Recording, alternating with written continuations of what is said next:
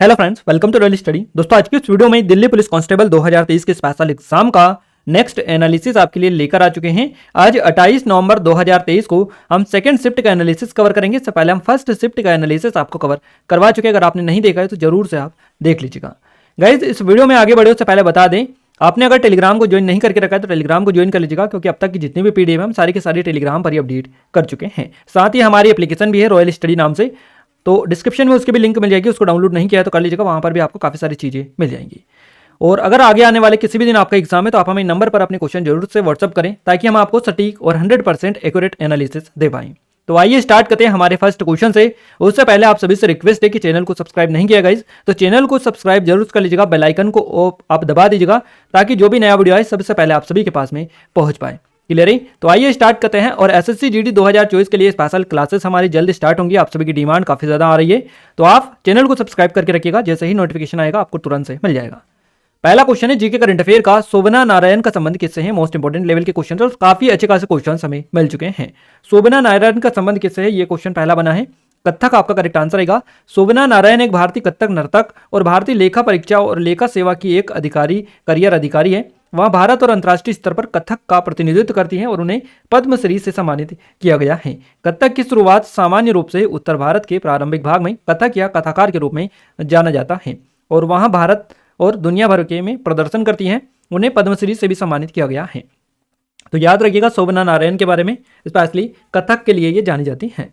Next question भी interesting है और इंपॉर्टेंट है। क्वेश्चन है हमारा, कौन सा व्यक्ति भरतनाट्यम और ओडिसी से संबंधित है? सही जवाब रहेगा सोनल मानसिंह। गाइस, हम आपको लगातार बता रहे हैं कि क्वेश्चन लगातार सीधे सीधे बन रहे, तो इन टॉपिक को आप अच्छे से कवर करिएगा, क्योंकि सीधे सीधे क्वेश्चंस यहां से आ रहे हैं जो कि ऑलरेडी आपको कवर करवा चुके हैं। हमने आपको 14 तारीख से 17 तारीख तक का जो 400 क्वेश्चंस वाला वीडियो है वो भी दे दिया है। इसके अलावा 20 से 24 तारीख तक का जितने भी क्वेश्चंस पूछे गए सारे आपको 400 क्वेश्चंस वाला वीडियो दे दिया है। 2 वीडियो अगर देख लिया आपने तो यहाँ से जितने भी क्वेश्चंस बन रहे हैं सारे कवर हो जाएंगे। और अगर आपने शिफ्ट वाइज एनालिसिस देख रखा है तो और अच्छी बात है, फिर तो आपका डिटेल्ड में कवर हो जाएगा। फिर तो 1% आपके बाहर जाने की गुंजाइश नहीं रहेगी। कौन सा व्यक्ति भरतनाट्यम और ओडिसी से संबंधित है? सोनल मानसिंह। सोनल मानसिंह भरतनाट्यम और ओडिसी में विशेषज्ञता रखने वाली एक प्रमुख भारतीय शास्त्रीय नृत्यांगना है। शास्त्रीय नृत्य को बढ़ावा देने में उनके योगदान के लिए उन्हें कई राष्ट्रीय और अंतर्राष्ट्रीय संगठनों से प्रशंसा मिली है। 1992 में पद्म भूषण की सबसे कम उम्र की प्राप्तकर्ता थी। तो क्वेश्चन बन सकता है आपसे, 2003 में सोनल पद्म विभूषण से सम्मानित होने वाली पहली भारतीय महिला नर्तकी बनी थी। तो ये भी क्वेश्चन काफी ज्यादा इंपॉर्टेंट है, क्योंकि पहली वर्ड लग चुका है। अगला क्वेश्चन है, उस्ताद बड़े गुलाम अली खान का संबंध किससे है? सही जवाब रहेगा शास्त्रीय गायन से। उस्ताद बड़े गुलाम अली खान का जन्म 1902 में ब्रिटिश भारत के तत्कालीन प्रांत पंजाब प्रांत के कसूर में हुआ था, और 1947 में भारत के विभाजन के बाद कसूर तहसील को पाकिस्तान में आवंटित किया गया, है ना। 5 साल की उम्र में बड़े गुलाम ने अपने चाचा काले खां और बाद में अपने पिता से गायन संगीत का प्रशिक्षण शुरू किया। अगला क्वेश्चन है, छऊ का संबंध किससे है? तो ये पश्चिम बंगाल से आपका हो जाएगा। अब यहाँ पर छऊ भी 3 तरह के हैं। एक आपका होता है पश्चिम बंगाल में पुरुलिया छऊ, झारखंड में है सरायकेला छऊ, और ओडिशा का होता है मयूरभंज छऊ। तो ये छऊ भी 3 प्रकार के हैं, 3 अलग अलग स्टेट के लिए। देखिए, चो या छऊ एक अर्थशास्त्रीय भारतीय नृत्य है, जिसमें उड़ीसा, झारखंड और पश्चिम बंगाल के लोग शामिल होते हैं। छऊ नृत्य भारत के में जनजातीय नृत्य का एक लोकप्रिय रूप है, जो मार्शल आर्ट के तत्वों को अपने आंदोलनों में शामिल करता है। अगला क्वेश्चन है, गुलाबो सपेरा किस नृत्य शैली से संबंधित है? काफी ज्यादा इंपॉर्टेंट क्वेश्चन है और ये क्वेश्चन पूछा जा चुका है। क्लियर है? पूछा गया। कालबेलिया आपका करेक्ट आंसर रहेगा। कालबेलिया नृत्य भारत के राजस्थान राज्य का एक प्रमुख लोक नृत्य है।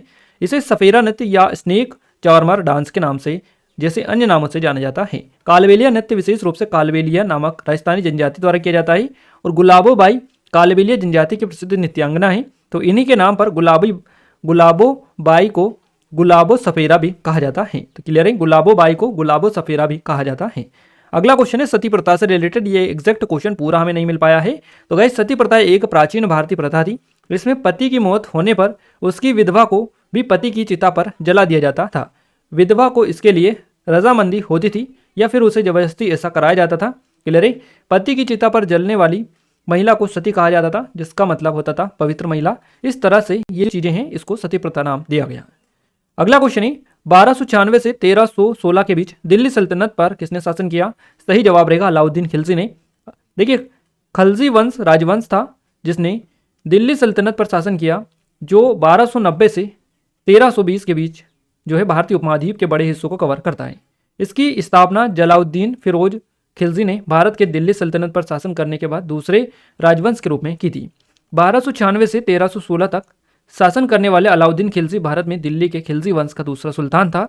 तो इन्होंने की थी 1296 से 1316 के बीच में शासन दिल्ली पर, और लगभग उन्होंने 20 वर्षों तक शासन किया था। अगला क्वेश्चन है, ड्यूस शब्द किस खेल से संबंधित है? तो टेनिस और बैडमिंटन दोनों से इसका संबंध है। टेनिस एक विश्व प्रसिद्ध खेल है। एक टेनिस खेल दो टीमों के बीच खेला जाने वाला एक बॉल गेम है जिसमें कुल 2 खिलाड़ी एकल या 4 खिलाड़ी युगल होते हैं। अगला क्वेश्चन है, कबड्डी खेल में कितने मिनट का अंतराल होता है? तो कबड्डी खेल जो होता है इसमें 5 मिनट के आधे ब्रेक के साथ में 20 मिनट के अंतराल के साथ में ये खेला जाता है कबड्डी का खेल।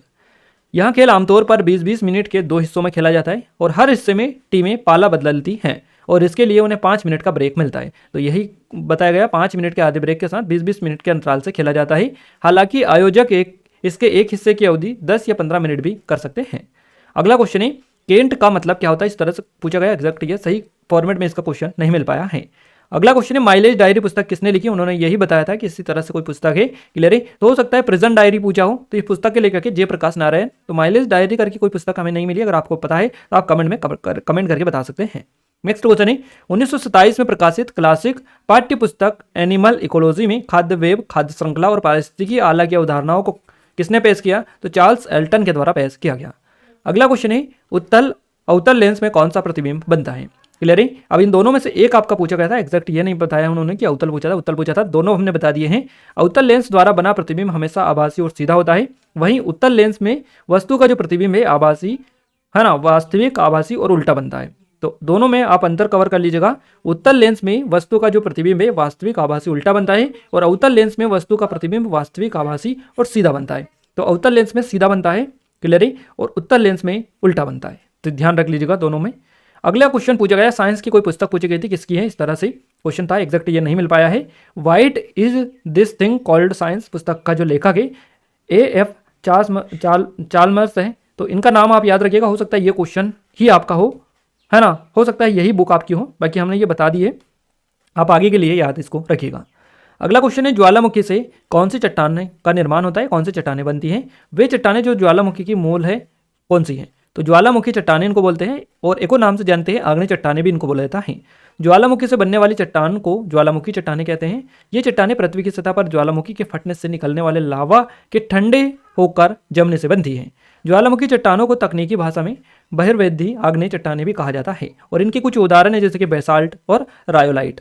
नेक्स्ट क्वेश्चन है, मौलिक कर्तव्य कौन से इनमें मिलाया गया है? इस तरह से क्वेश्चन है, तो भाग 4A में मिलाया गया है। मौलिक कर्तव्यों का विचार रूस के संविधान से प्रेरित है और इन्हें 42वें संविधान संशोधन अधिनियम 1976 द्वारा स्वर्ण सिंह समिति की सिफारिश पर संविधान के भाग 4A में शामिल किया गया था। तो 4A में शामिल किया गया, मूल रूप से संख्या में 10 और 86वें संविधान संशोधन अधिनियम 2002 के माध्यम से एक और कर्तव्य इसमें जोड़ा गया था।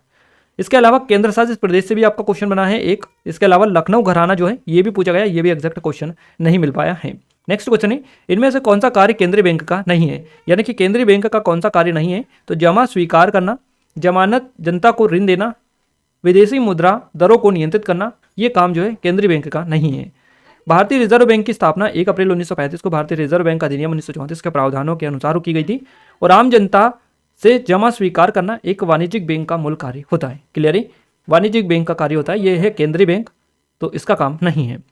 अगला क्वेश्चन है, समुद्रगुप्त किस वाग्यंत्र से संबंधित है? वीना आपका करेक्ट आंसर रहेगा। समुद्रगुप्त प्राचीन भारत के गुप्त साम्राज्य के शासक थे, और गुप्त सम्राट चंद्रगुप्त प्रथम और लिच्छवी राजकुमारी कुमार देवी के पुत्र के रूप में उन्होंने अपने वंश की राजनीतिक शक्ति का बहुत विस्तार किया था। अगला क्वेश्चन है, अली अहमद खान कौन से घराने से संबंधित है? सही जवाब रहेगा शहनाई वादा के ये। तो शहनाई वादा की ये, और इनका संबंध है बनारस घराने से। तो बनारस आप याद रखिएगा, बनारस घराना ये यहाँ पर दे रखा है।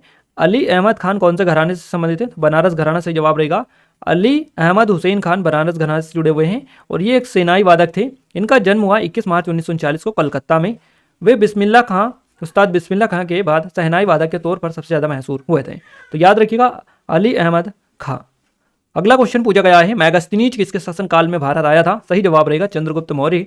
यूनानी इतिहासकार मैगस्थनीज ने चंद्रगुप्त मौर्य के शासनकाल के दौरान भारत का दौरा किया था, और मैगस्थनीज ने लगभग 302 ईसा पूर्व से 288 ईसा पूर्व के बीच में भारत का दौरा किया था। इसके अलावा एक कोई सा किला भी पूछा गया था, ये एग्जैक्ट क्वेश्चन हमें नहीं मिल पाया है। अगला क्वेश्चन है, अंगूर उत्पादन में 2002 तक पहले स्थान पर कौन सा राज्य है? तो महाराष्ट्र आपका करेक्ट आंसर रहेगा। अंगूर उत्पादन में 2021-22 में महाराष्ट्र पहले स्थान पर था। महाराष्ट्र में कुल उत्पादन का 70.67% अंगूर उत्पादन होता है। इसके बाद में कर्नाटक आता है, 24.49% अंगूर यहाँ पर होता है। तो पहले नंबर तो महाराष्ट्र का ही आपका रहेगा। अगला क्वेश्चन है, बनारस घराना से संबंधित व्यक्ति कौन है जिनको पद्म विभूषण मिला है? तो छन्नू लाल मिश्रा आपका करेक्ट आंसर रहेगा। बनारस घराना से संबंधित व्यक्ति है, क्लियर है। तो छन्ना लाल मिश्रा या छन्नू लाल मिश्रा बनारस घराने से ताल्लुक रखते हैं और उन्हें देश के सर्वोच्च नागरिक पुरस्कार पद्म विभूषण 2020 में तथा 6 अन्य पुरस्कारों से भी सम्मानित किया गया है। नेक्स्ट क्वेश्चन है, भारत छोड़ो आंदोलन से, ये एग्जैक्ट नहीं मिल पाया है। तो भारत छोड़ो आंदोलन की शुरुआत हुई थी 8 अगस्त 1942 को। महात्मा गांधी ने अखिल भारतीय राष्ट्रीय कांग्रेस कमेटी के बॉम्बे अधिवेशन में इसकी शुरुआत की थी। तो क्वेश्चन इस तरह से बनेगा कि महात्मा गांधी ने भारत छोड़ो आंदोलन की शुरुआत कहाँ से की थी, किस अधिवेशन से की थी? तो भारतीय राष्ट्रीय कांग्रेस कमेटी के बॉम्बे अधिवेशन में इसकी शुरुआत की थी और इस आंदोलन को अगस्त आंदोलन के नाम से भी जाना जाता है। अगला क्वेश्चन है, भारतीय संविधान के अनुच्छेद 19 में कौन सा अधिकार शामिल नहीं है? तो प्रेस की स्वतंत्रता, हड़ताल करने का अधिकार और संपत्ति की स्वतंत्रता, ये जो अधिकार है ये अनुच्छेद 19 में नहीं है। नेक्स्ट क्वेश्चन है, विजयनगर साम्राज्य के सुल्तानों को क्या कहा जाता था? तो विजयनगर साम्राज्य के सुल्तानों को अश्वपति या घोड़ों के स्वामी के नाम से जाना जाता था। विजयनगर साम्राज्य के सुल्तानों को अश्वपति या घोड़ों के स्वामी कहा जाता था। वहीं रायों को नरपति और या लोगों के स्वामी की संज्ञा दी गई थी, रायों को। अगला क्वेश्चन है, वीणा बजाते हुए किस शासक को दिखाया गया है या दिखाया गया था? समुद्रगुप्त को दिखाया गया। देखिए, समुद्रगुप्त को उनके सिक्कों पर वीणा बजाते हुए दिखाया गया है। समुद्रगुप्त प्राचीन भारत के गुप्त साम्राज्य के शासक थे, याद रखिएगा। अगला क्वेश्चन है, सेंट्रल बैंक की स्थापना कब हुई थी? अब यहाँ पर दो तरीके से क्वेश्चन बनता है। तो सेंट्रल बैंक की तो 1935 में। अगर आपसे पूछा जाए कि सेंट्रल बैंक ऑफ इंडिया की स्थापना कब हुई थी, तो सेंट्रल बैंक ऑफ इंडिया की स्थापना हुई थी 21 दिसंबर को 1911 को। और अगर सेंट्रल बैंक की पूछा है तो 1935 से जवाब रहेगा। भारत के केंद्रीय बैंक को भारतीय रिजर्व बैंक के रूप में जाना जाता है। 1935 में आरबीआई को एक निजी कंपनी के रूप में स्थापित किया गया था, लेकिन 1949 में यह एक राष्ट्रीय संस्थान बन गया। अगला क्वेश्चन है, नीति आयोग किस तारीख को शुरू हुआ था? तो नीति आयोग जो है 1 जनवरी 2015 को शुरू हुआ था। 1 जनवरी आपको दे रखा होगा 2015। तो नीति आयोग का गठन हुआ 1 जनवरी 2015 को। इसे भारत सरकार का प्रमुख नीति थिंक टैंक जो है माना जाता है। नीति आयोग की स्थापना सतत विकास लक्ष्यों को हासिल करने और सहकारी संवाद को बढ़ाने के लिए की गई थी।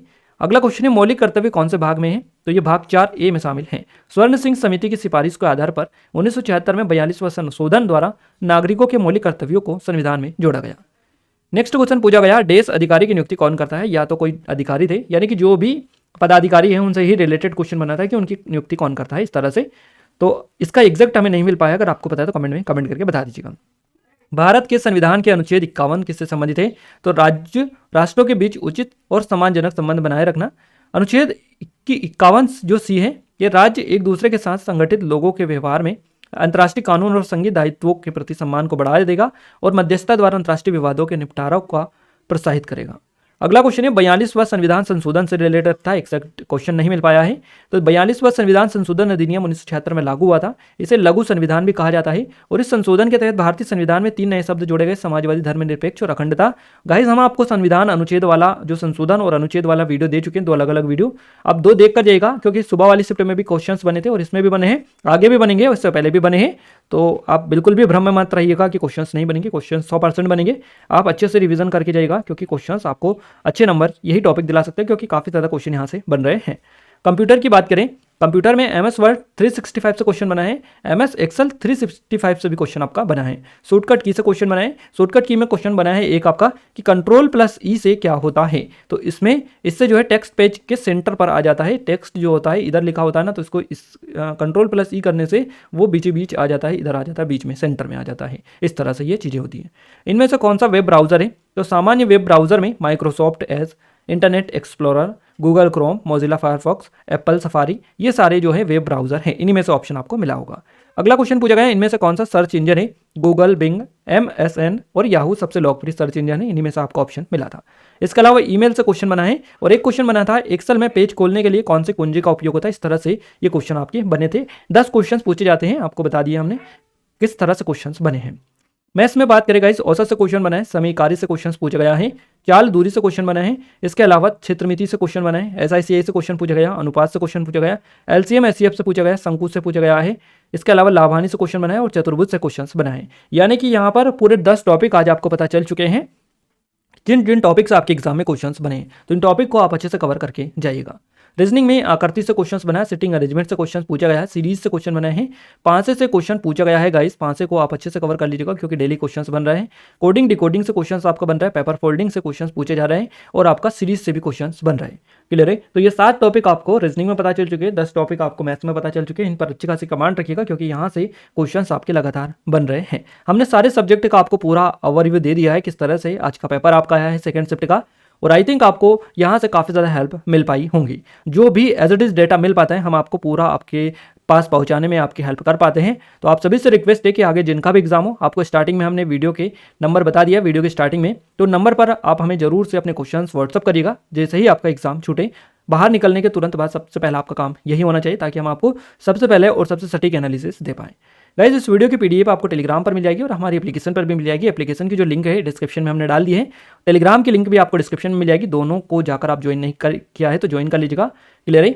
और गाइस वीडियो को लाइक नहीं किया तो लाइक कर दीजिए, शेयर कर दीजिए अपने दोस्तों के साथ में। आप सभी से रिक्वेस्ट है कि चैनल को सब्सक्राइब करने के साथ साथ बेल आइकन को ऑल पर सेलेक्ट कर लीजिएगा ताकि जो भी नया वीडियो आए इस चैनल पर उसका नोटिफिकेशन आपको सभी को मिल पाए। क्लियर है? और एसएससी जीडी की क्लासेस भी हम जल्दी स्टार्ट करेंगे, आप सभी की काफ़ी ज़्यादा डिमांड आ रही है। तो आप कमेंट करके बता दीजिएगा कि कौन कौन एसएससी जीडी के लिए वीडियोज़ चाहते हैं ताकि हम आपके लिए जैसे ही ये एग्जाम एंड होती है दिल्ली पुलिस की, तुरंत से एसएससी जीडी के लिए एक नया बैच स्टार्ट कर देंगे जो कि फ्री ऑफ कॉस्ट रहेगा, जिसमें आप सभी काफ़ी अच्छी तरीके से जो पेड कोर्स है वो फ्री में हम आपको कवर करवा देंगे। क्लियर है? तो आप कमेंट करके बताइएगा कि कौन कौन एसएससी जीडी के लिए स्पेशल क्लासेस चाहता है जो कि आपके एसएससी में ज़्यादातर पूछी जाती हैं। उन टॉपिक को हम सबसे पहले निपटाएंगे। तो मिलते हैं हमारे गाइस इस थर्ड शिफ्ट के एनालिसिस के साथ, तब तक के लिए जय हिंद, वंदे मातरम।